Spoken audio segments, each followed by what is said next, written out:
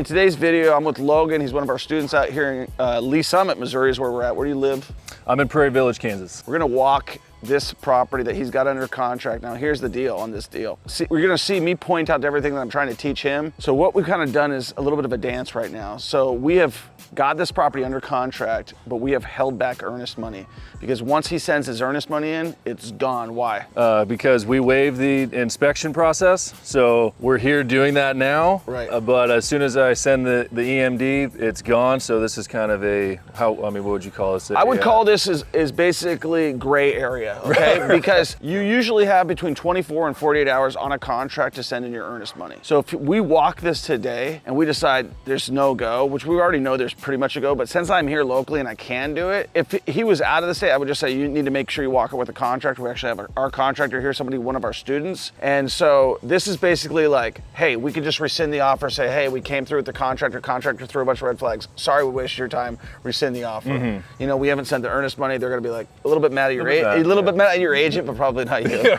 Okay. Let's walk through the property. So number one, coming in off that main street, I see what you're saying, like, yeah, beautiful. Is this one not as good? Yes, but not a big difference because it's still the same neighborhood. Sure. I also want to point out there's a park right there, nice tennis courts. There's a pool right down there. It's good access to community things. It's a freaking top tier community. I always try to walk stuff left to right. That's just always the way I do. So I did notice you're gonna have to do some tree work on that side. This one, just probably have to cut that branch down. You got vinyl siding, that's nice. So that's just leave it. And this type of stuff, I would fill this in. What would you do about just this like normal driveway? Same thing, fill it? Or yeah, I would patch all these little things. I mean, these are minor. You could put a sealer on top of it to make it look really nice. I mean, you really don't have to do anything. Let's just be perfectly honest. You could do nothing. If you wanted to go the extra mile, depending on what your budget allows, is it a big deal? Driveways, number one, you don't make any money on them. Right. It's just a loss. Okay, so let's go inside. You lead the way. So entryway, this is obviously water damage, needs to be all ripped up. Yep. You want to start downstairs? Yeah, let's start, this is the basement? This is kind of the basement, little split hangout level area. It's like a split level. Let's walk this way first. Yeah. The utility room. This is where they had their washer and dryer? Yeah, look what they did with the hose spigots. That is cool. What's that for? We think it's because it was leaking and that was the easiest way to make it stop. Oh, it's a brilliant solution, one I have not seen before. This is our one-car garage. I meant to test if there was doesn't look like this is a manual garage, huh? Yeah, manual so you're gonna either have to put a motor in or a motor and a thing. Best case scenario, you need a motor. Worst case scenario, you're gonna need a door. I'm probably gonna do both. I feel like that's gonna add. This definitely, value. I would fill this in, and then I would epoxy this whole floor in here. Epoxy something, again, if you wanted to put your own sweat equity into it, it's something that you could fairly easily do. Me and my wife did it in our garage. Before bringing that into here, I would strongly consider whatever flooring surface that you use, which I would recommend being tile based on the water issue that you had before, which was probably coming from this thing or that thing. I'd recommend it be a tile down here. So you got some doors that you're probably gonna need to replace. What's up, Jeff? What's up, boss? How you doing, man? Rocking and rolling, living the dream. All right, so what are you thinking here about? Foundation stuff, obviously. Just the cracks? Got to do some piering along this wall and the back wall. But nothing major, right? No, just piers. How's it going, man? Good, how are you? Good, nice to meet you. Nice to meet you. Yeah. Nice to meet you, Jeff. Yeah. Hey. I'm Maddie. Maddie, nice to meet you. Nice to meet you. Yeah, because it's coming down right here. Is that what you're talking about? Yeah, that whole wall. The whole wall, if you see in the basement, you can see where the slab's just kind of popped off. Okay, besides that, what else you got? Just cosmetic? I haven't seen much. I just looked, we've been downstairs and been in here, so I haven't been upstairs yet. The kitchen is a full redo. Blow this wall out. Yeah, I think you take it at least so you don't have to relocate this. Probably take it to that part. Probably try to get some sort of a Little bar area. Yeah. Half wall. Yeah. Well, you also lose possibly a TV location.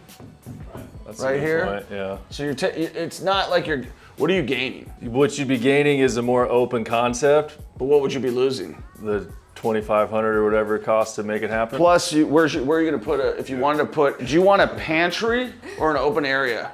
Probably pantry. Right, so you could put a pantry in here now. You can hide your fridge. I would not touch this. Okay. I think you save your money here. You're gonna prefer storage versus an open concept. It's gonna sell the house more. They're gonna come in the kitchen and be like, well, why did they do that? All right, let's look out here real quick. I definitely put a rail out here. That's just like a safety hazard. What do you think of this AC unit? I mean, you wanna know what I think? What do you think about this AC unit? I think I don't want to replace it and it just looks a little dirty. Bingo.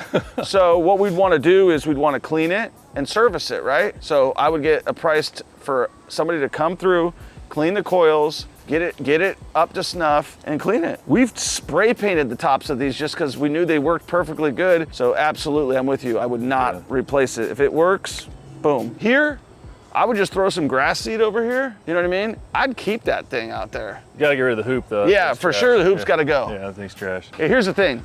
If you want to get rid of it, you got a big dirt spot underneath. Sure. I was thinking the same thing landscaping wise, like how much, here's a question, how much effort and cost do you put into landscaping knowing that it might not take in time for? Great question. You want to know what my answer is? Spray paint it? Always, landscaping always comes last. Put all your money on the inside, and I don't think this is going to be too terribly hard to tear down. You don't think there's any value in trying to keep it? Again, this goes last. Could it be fine? Yeah, but I mean, think about how far you got to go. You got to rip out all these pieces. Yeah, this is a project for sure. The juice ain't worth the squeeze. I would probably just tear this thing down. Yeah, I'm not too focused on it. It was just something that I wanted to. It's so far gone. The only way I would keep it is if it wasn't collapsing and I was the one buying it. What do you do with the? Leave it. The concrete slab. Leave it. Just leave it. Yep. What do you guys think? Keep it, leave it, fix it? Let's ask Jeff. I love Jeff's opinion. So Logan wants to keep that. No. All right, we're on the same page. Like the ladder? Yeah, keep the ladder. Keep the ladder? Yeah. So you know what you got to do here? Full demo. What do you think, like budget-wise in here? We're talking like bathroom. Gotta keep a tub, right? I've always heard that if there's only one bathroom, for kids' sake, have the tub. Bingo. Otherwise, you're causing lots of problems for couples who are thinking about having kids or who have kids. They're Xing you off the list. I'd take the tile all the way to the wall in here. You know, tile this whole area in here.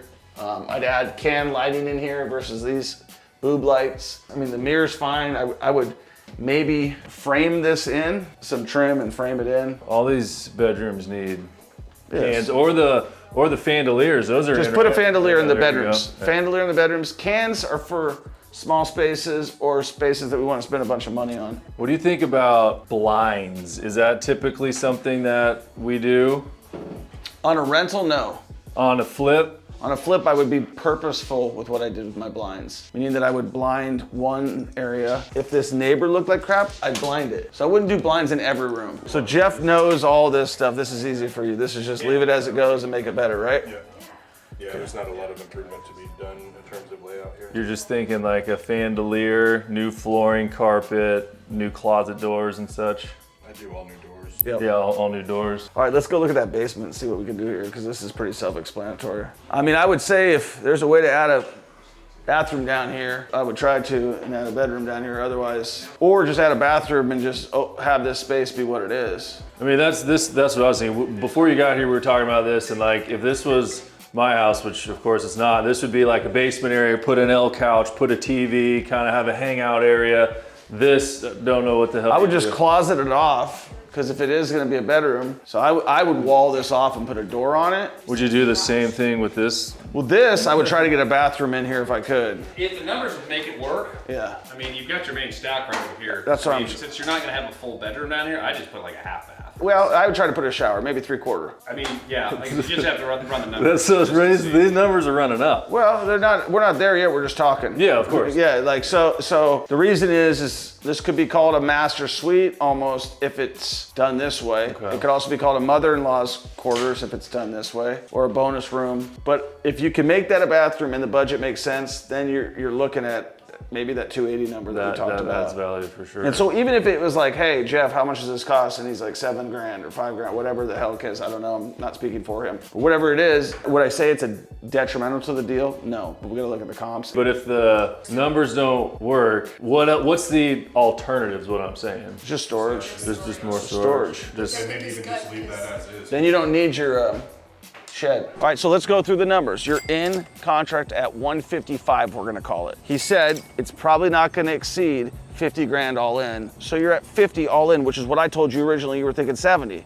We have a little bit, and that's extra stuff. So 50 plus 155 is 205. We know this house is gonna sell for at least 260. I think if we go 3/4 bath in the basement area, I think with 275, yeah. Let's just look real quick on redfinorrealtor.com and we'll look and see what is on the market in this area right now. This is a 4.2, much bigger, 308, same size. This one, same size, 300, 3.2, all flipped. You're gonna push this thing closer, between 280 and 300.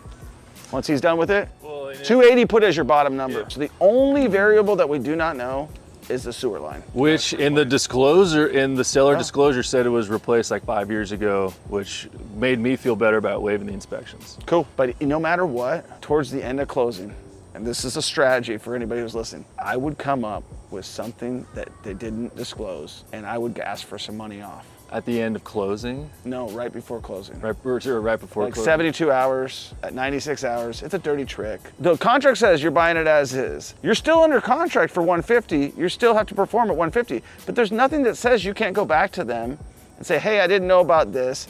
Hey, this wasn't disclosed, which you can go through all your paperwork and say, like, because of that, I'd like it to be 145 or 140. What's the worst thing they can say? No. And where are you at? Right where I am. And what if they say yes? Great, pays for the bathroom. What I also want to do maybe before we leave for some other time is use that app that you showed me to measure out the square footage. You want to try it right now? You want to try right now? This is an app that we use all the time to measure houses. What's the name of the app again? RoomScan LiDAR Pro. So you just start with, we'll start with the kitchen. So there's an Apple mode, which like picks up furniture and stuff. Or there's a brick mode where you can select each wall. So we could just go with the Apple mode. So you just move it around the room. It starts picking up, you can see at the bottom. Oh, it's building out a 3D nice. Model of the whole room. And then once you finish the whole thing, you just hit room complete. Look at how cool that is. That's awesome. And then how much is that app? It's like $5 a month. $5 a month. Yeah, but so then, what's the total square footage on that?